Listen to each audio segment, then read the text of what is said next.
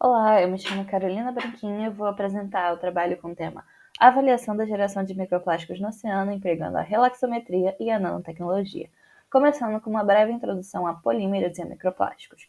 Os polímeros são macromoléculas formadas por unidades menores denominadas monômeros. Os monômeros são as unidades de repetição que vão formar a longa cadeia polimérica.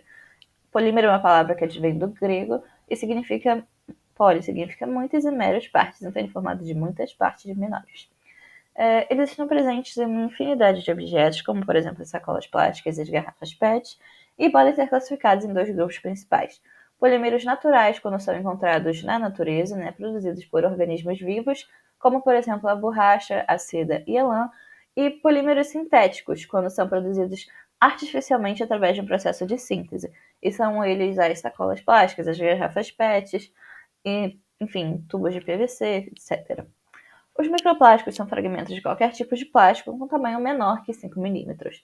Eles advêm de diversas fontes e pode ser do descarte indivíduo, eles podem ser produzidos já nesse tamanho e podem ser classificados como microplásticos primários quando eles são produzidos já nesse tamanho para uma certa utilidade, como por exemplo na indústria de cosméticos em produtos esfoliantes, e como microplásticos secundários quando eles advêm da degradação de plásticos maiores. Então, o objetivo do nosso trabalho foi simular a degradação termomecânica que os plásticos, os polímeros, sofrem nos oceanos através de ensaios de degradação, sendo a extrusão principal deles. Então, o polímero de escolha, o PBD, polietileno de baixa densidade, que é bastante utilizado na indústria, o polietileno é largamente utilizado para a produção de potes, enfim.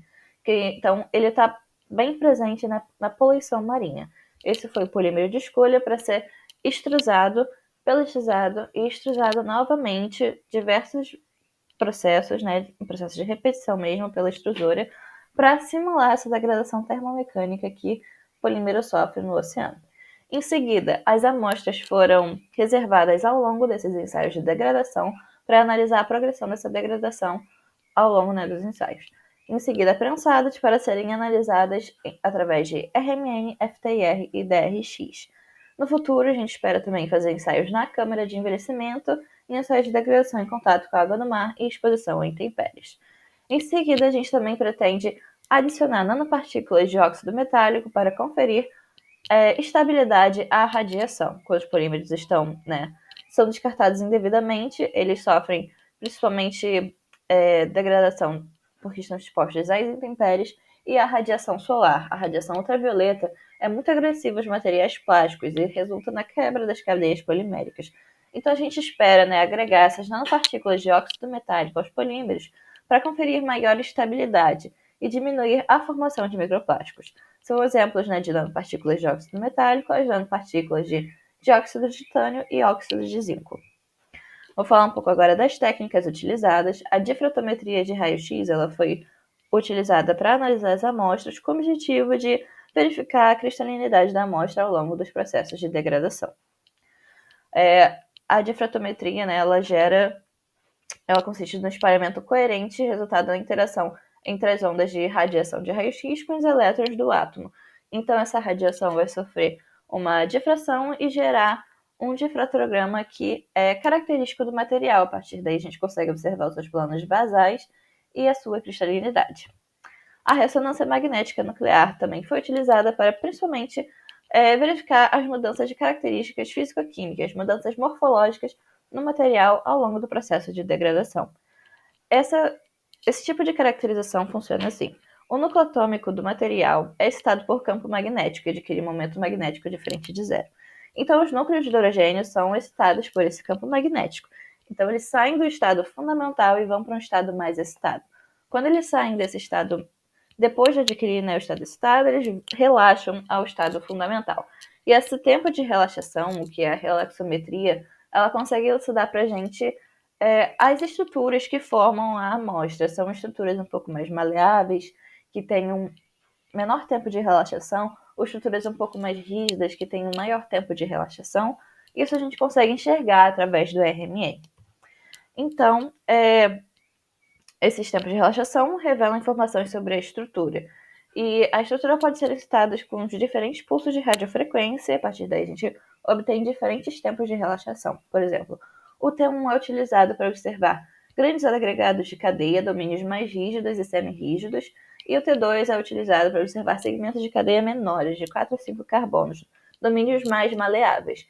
Então, nosso objetivo utilizando essa técnica é verificar principalmente a formação do domínio maleável, se teve alguma diferença, né, ao longo da degradação. A terceira técnica utilizada é a espectrometria no infravermelho e a gente fez uso dela para verificar o índice de carbonilas. Quando o material é degradado, o índice de carbonilas vai aumentando, porque são formados esses materiais carbonílicos ao longo da degradação, né, como acetonas e álcools. Então, na espectrometria no infravermelho, ela é uma técnica que revela, né, quais são as ligações químicas daquele material. A gente consegue obter as bandas das ligações químicas dessa amostra, e a partir dessa banda a gente quer observar se teve a formação do índice de carbonilas. Passando para as análises em si, só explicando brevemente a legenda, o PEBD puro é o polímero puro que não foi processado, o PEBD1P é o que foi passado uma vez pela extrusora, 10P 10 vezes, 20 vezes pela extrusora e assim seguindo. Então já vou passar para a comparação e a gente consegue perceber que os gráficos estão bem parecidos para todas as amostras, com exceção desses dois picos aqui, que acredito que sejam impurezas, mas o principal, que era a banda das carbonilas que a gente queria observar em torno de 1700, não foi possível observar. Não teve formação da banda de carbonilas, então a gente consegue concluir que não teve o início da degradação do material. O que pode ter acontecido é que as cadeias poliméricas podem ter sido quebradas em pedaços menores. Passando para os resultados de DRX, a gente consegue observar o difratograma, né, de cada amostra e aqui embaixo o percentual de cristalinidade. Sendo que o PEBD puro é aquele que possui a maior cristalinidade e ao longo do processamento essa cristalinidade vai diminuindo, como a gente consegue ver nesse gráfico comparativo. O mais cristalino é o puro e a cristalinidade vai diminuindo ao longo do processamento. Então, o que a gente pode concluir a partir desse gráfico? Pode concluir que a região cristalina da amostra vai diminuindo ao longo do processo de degradação. Então, essas regiões mais cristalinas são quebradas em cadeias menores, formando partes mais amorfas, mais maleáveis, menores, né, que podem indicar a formação de microplásticos. No RMN, a gente consegue observar, né, o tempo de relaxação médio da amostra. Então, o primeiro domínio, à esquerda, ele é referente à umidade presente na amostra, e o segundo domínio é referente às partes um pouco mais rígidas da amostra em si. E o que a gente consegue perceber através dessa análise é que o tempo médio de relaxação ele vai diminuindo ao longo do processamento. Então, no puro ele está em 140, diminui para 128 na primeira passagem, se mantém estável e ao final diminui mais ainda. O tempo médio de relaxação ele está diretamente relacionado à mobilidade dessas cadeias, né? Se o tempo médio de relaxação diminuiu, o que quer dizer? Quer dizer que as cadeias estão relaxando mais rapidamente. Então, são formadas por estruturas mais maleáveis. E no T2, no RMN, né, no tempo de relaxação 2, a gente consegue observar que teve um aumento da fração maleável em 30 pontos percentuais da amostra. A fração semirrígida teve uma diminuição e a fração rígida também teve uma diminuição. Então, todas essas análises nos levam a concluir que a degradação levou à quebra das cadeias poliméricas, formando cadeias menores, mais maleáveis, com maior mobilidade, que pode indicar a formação de microplásticos. Os próximos passos serão realizar ensaios de degradação para as amostras na câmara de vencimento, ensaios de degradação em contato com a água do mar e exposição em intempéries, fazer a adição das nanopartículas de óxido metálico para verificar a estabilidade e se há a diminuição da fotodegradação e, consequentemente, a diminuição da geração de microplásticos, e é esperado que esse trabalho melhore o entendimento na identificação de microplásticos e na sua dinâmica de formação. Deixo meus agradecimentos ao INMA, ao CNPq e à FRJ, e deixo aqui as referências utilizadas nesta apresentação.